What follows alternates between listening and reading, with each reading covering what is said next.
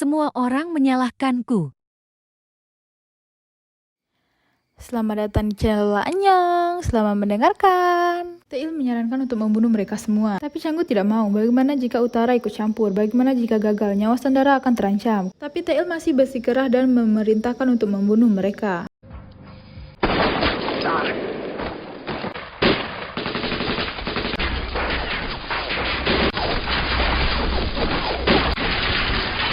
Rencana mereka pun gagal, hanya Encol yang tertembak. Karena sudah telanjur basah, Tail pun ingin menyerang ke dalam dan menyerbu semuanya. Tentu saja Canggu tidak mau, karena semua sandera pasti bisa mati dan termasuk anaknya. Semua siswi ingin kabur, tapi si Jo pun datang dan menyodorkan pistolnya. Gangmu pun ingin melawan.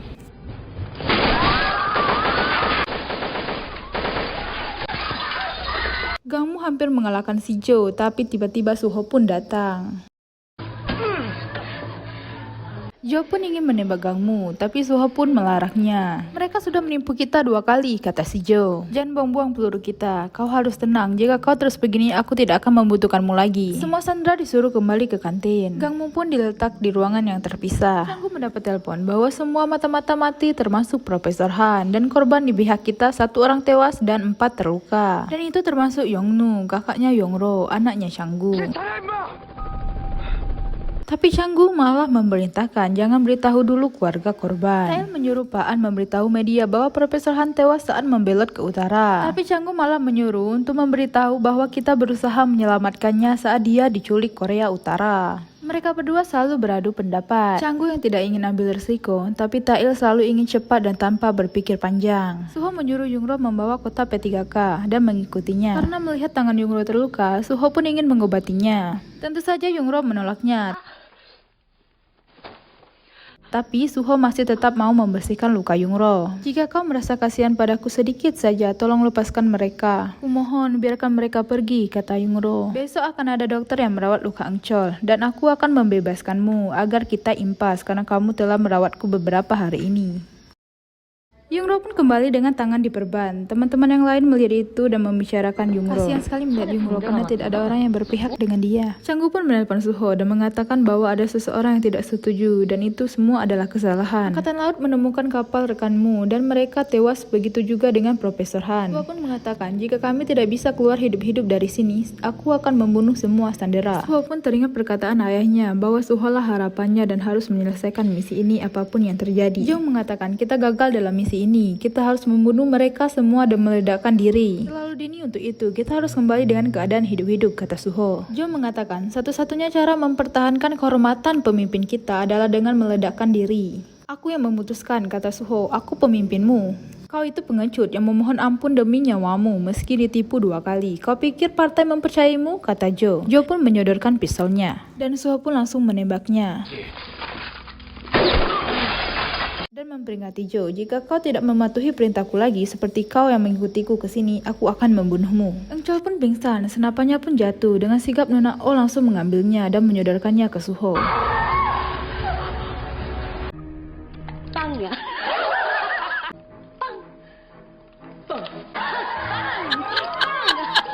Suho pun menelpon Canggu dan meminta untuk dikirimkan dokter dalam 20 menit. Jadi Tail pun menelpon selingkuhannya untuk datang karena selingkuhannya itu adalah dokter. Tail menyuruh dokter Kang untuk menyuntik mati kedua mata-mata itu. Tentu saja dokter Kang tidak mau. Dia hanya akan membuat mereka tertidur. Suho meminta daftar murid yang disandra ke Nyonya Pi, direktur asrama, dan meminta daftar murid yang mengidap penyakit. Nyonya Pi menyarankan untuk mengeluarkan murid-murid yang bandel. Salah satunya yaitu Yungro. Suho memberitahukan akan melepas beberapa sandra hari ini. Sisanya jika yang bekerja sama akan dibebaskan, tapi bagi yang tidak mematuhi perintah dan jika tidak bisa diajak bekerja sama maka tidak akan dibebaskan. Nyonya Pi akan memanggil nama-nama yang akan dibebaskan. Jeomin, Ko Yuna, Gyeongja, Heryong, So Heungjo, Kim Yeon, Park Sonja, Kang Taiji, Seo Hui. Teman-teman yang lain mengatakan 3 orang dari kamar 207 ini mencurigakan dan mereka menyalahkan Yungro. Ini tidak adil tentu saja, kata Bun Ok. Wang Tae pun sibuk ingin keluar dan mengatakan dia punya penyakit hepatitis. Diam, kata Jo, aku tidak akan pernah melepaskanmu. Nyonya Pi pun melanjutkan, En Yungro, tapi Yungro tidak berdiri. Bunok pun mengatakan kepada Nyonya Pi, "Kamu tidak bisa seperti ini." "Diamlah," kata Nyonya Pi. Bunok berbicara sambil berteriak, "Kau tak pernah mendengarkanku, kau hanya membebaskan siswa. Bagaimana denganku, Pak An dan Bu Oh? Kami bahkan tidak dapat kesempatan. Ini semua tidak adil. Atas dasar apa kamu memutuskan ini? Ini semua gara-gara Yungro." "Dia benar," kata Yungro. "Bagaimana bisa aku pergi? Aku akan tetap di sini." Suho hanya melihat dengan tatapan kecewa. "Aku juga membantu Yungro," kata Jeomin. "Aku juga akan tetap tinggal." "Bagaimana jika diundi saja?" kata Bunok. Yang lain pun bertepuk tangan. Bunok pun tersenyum bangga. "Tutup mulut kalian," kata Jo. Suho yang kesal mengambil resume terakhir kepada Nyonya Pi, dan ternyata itu adalah namanya Bunok. Bunok pun kaget, ternyata Nyonya Pi merekomendasikan dia karena dia adalah pencari nafkah tunggal. "Kau yang terakhir," namun tidak lagi. Suho pun merobek kertas itu. "Kau tak akan pernah mendapatkan kesempatan untuk dibebaskan. Saat aku bilang siapa yang tidak patuh, tidak akan dibebaskan. Seharusnya kalian menganggap itu serius." Nasi udah jadi bubur, kasihan deh loh.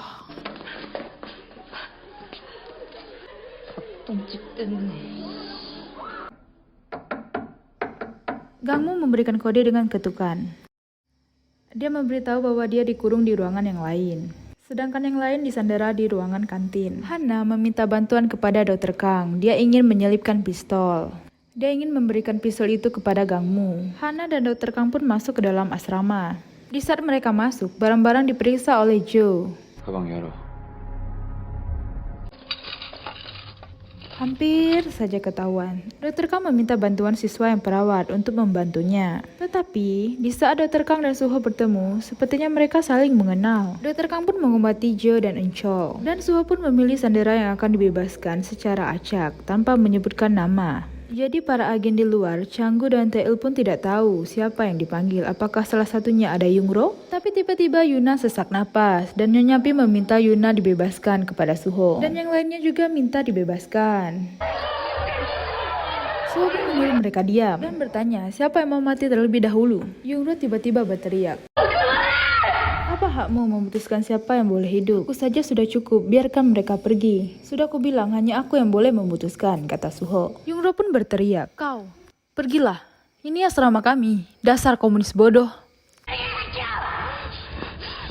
Suho pun menjodorkan pistolnya ke Yungro. Jo yang mendengar itu langsung keluar dan ingin membunuh Yungro saat itu. Tapi Suho menahannya. "Tolong lepaskan mereka. Mereka tidak bersalah. Kau pasti tidak tahu siapa aku. Akan aku beritahu. Aku adalah putri dari Direktur Agensi Perencanaan Keamanan Nasional. Eun Changgu adalah ayahku."